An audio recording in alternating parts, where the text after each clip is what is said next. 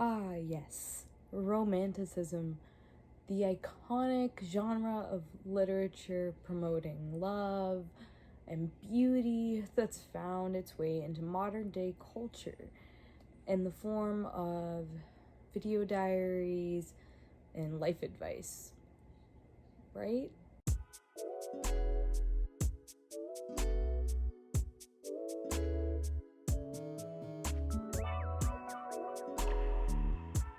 Hello, my lovely little caterpillars, and welcome to my first video essay.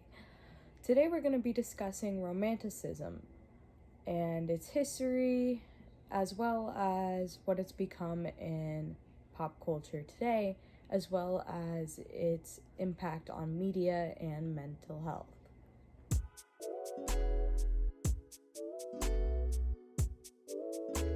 Romanticism was a genre of literature, art, and intellectualism that first dates back to around 18th century Europe.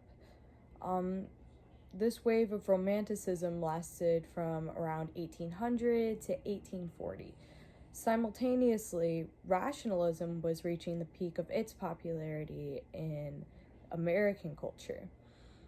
Around 1820, rationalism began to die out in the newly independent colonies, and Romanticism saw its first real rise to mainstream popularity. This new wave of Romanticism in American culture was a direct reaction to the impersonal feel of rationalism. While rationalism was prioritized as unbiased arguments and logical background and informational text, Romanticism valued reclamation of self and empathetic properties, which would later be known as the 6 pillars of Romanticism. These pillars are intuition, imagination, innocence, independence, idealism, inspiration from nature. Romanticism pushed the idea of an ideal self as well as an ideal world.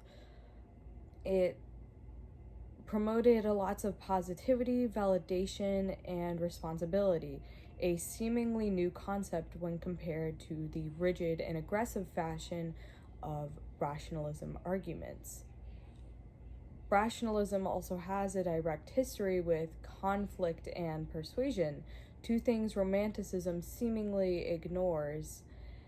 This direct opposition of style and culture is not a new concept, as the media seems to hop back and forth from popularizing idealistic and empathetic pieces of art to rational and pessimistic pieces of art, because both are popular and important, and both are equally recognized.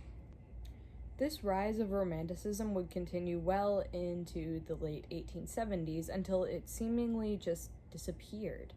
Culture moved on to more styles of argument and communication, and also art. The great period of self-actualization, improvement, and love was gone, along with this unique method of exploring the idealistic world.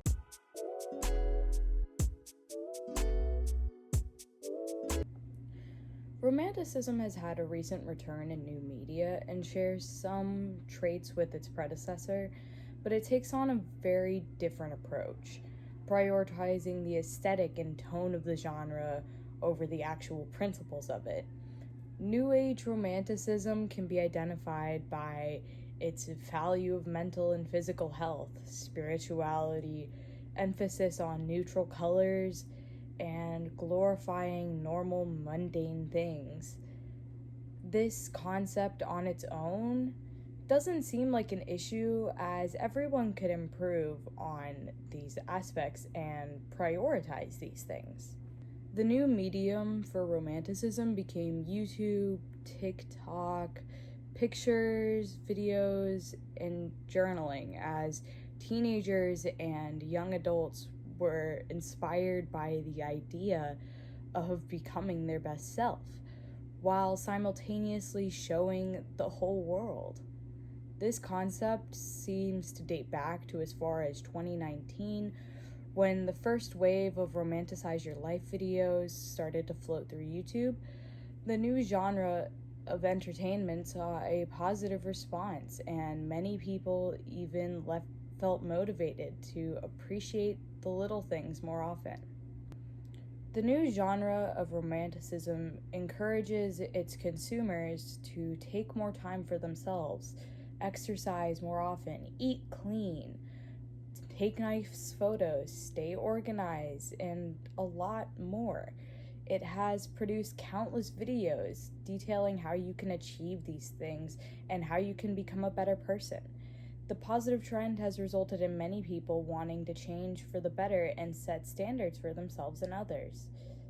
So, what's wrong with that? The new genre of Romanticism encourages its consumers to take more time for themselves, exercise more often, eat clean, take nice photos, stay organized, and a lot more. It has produced countless videos detailing how you can achieve these things and how you can become a better person. The positive trend has resulted in many people wanting to change for the better and set standards for themselves and others. So, what's wrong with that?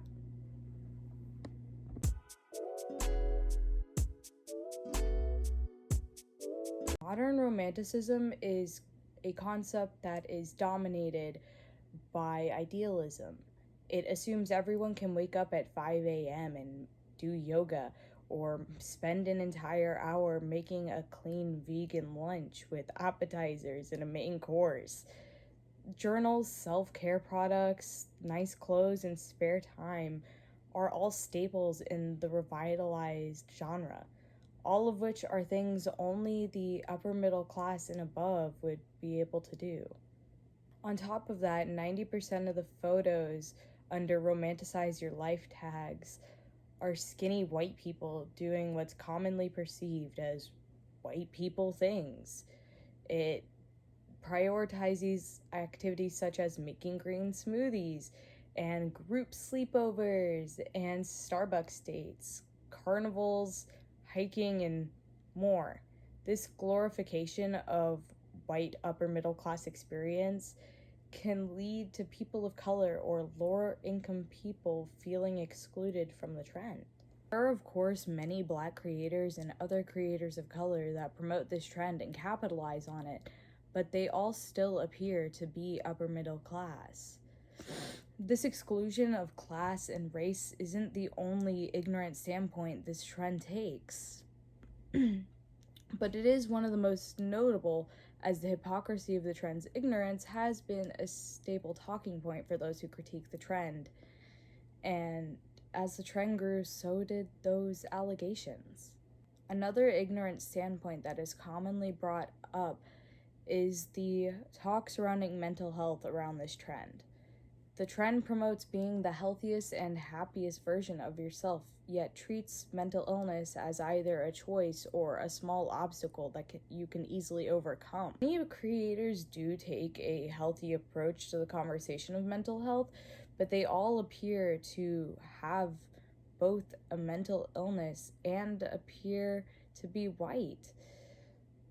It kind of leads us more into the second point of mental health, where Black mental health and mental health with people of color is another thing this trend seems to commonly ignore, treating people of color as if their mental illnesses are less important than those of white people, using phrases such as, "You're a strong Black woman, you can push through it," to justify the lack of care that Black women are given as far as mental health. However, in mid-2020, Romanticize Your Life content started to get a little bit of pushback for the classism it showed. This is when Romanticize Your Life content started to shift from romanticizing to your life to becoming the best version of yourself, and then started to shift over to that girl content.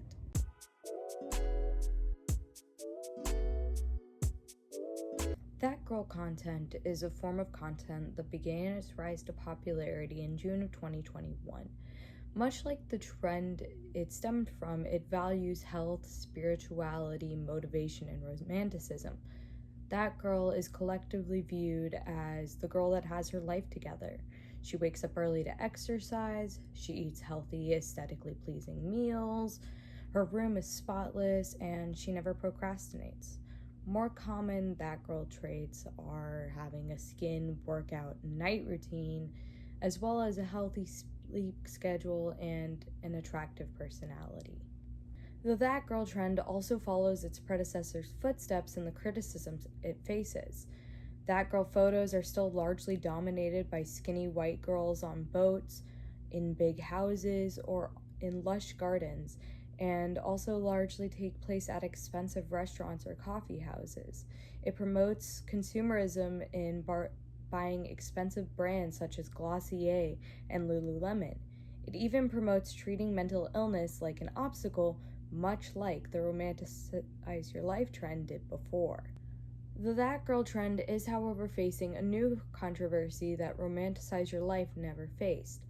Because of the broadness of Romanticize Your Life and the fact that it is your life, the trend could easily be sculpted to fit just about anyone.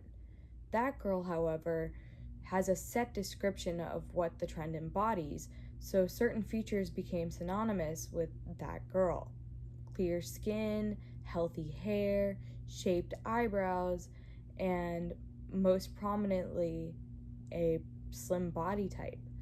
This caused some backlash and many influencers saying how they think the trend is toxic and promotes fat phobia, while others thought the slim body type was synonymous with health and it was motivation for them to stay healthy and fit. This new debate led to more people trying to make the That Girl trend more personalized and accessible, saying whoever you want that girl to be is who you should strive to be. But many saw this as brushing the concerns aside and brushing off the harmful impact this trend could possibly have. Most content creators that make That Girl videos are still rich, skinny white girls, and people critiquing the trend have voiced it feels like a slap in the face. With the body positivity movement and female empowerment, a certain body type should not be a defining factor of a trend.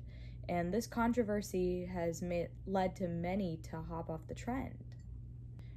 The trend is still going strong, but it is definitely not as prominent as it was in late summer, like July 2021. With the amount of allegations surrounding the trend currently and the toxicity of it, many people are attempting to change the trend, much like they did with the Romanticize Your Life trend, into That Girl, so that it will be better and less controversial. But what do you think? Is New Age romanticism worth the hype? Is the That Girl trend toxic? These are all things that you have to decide.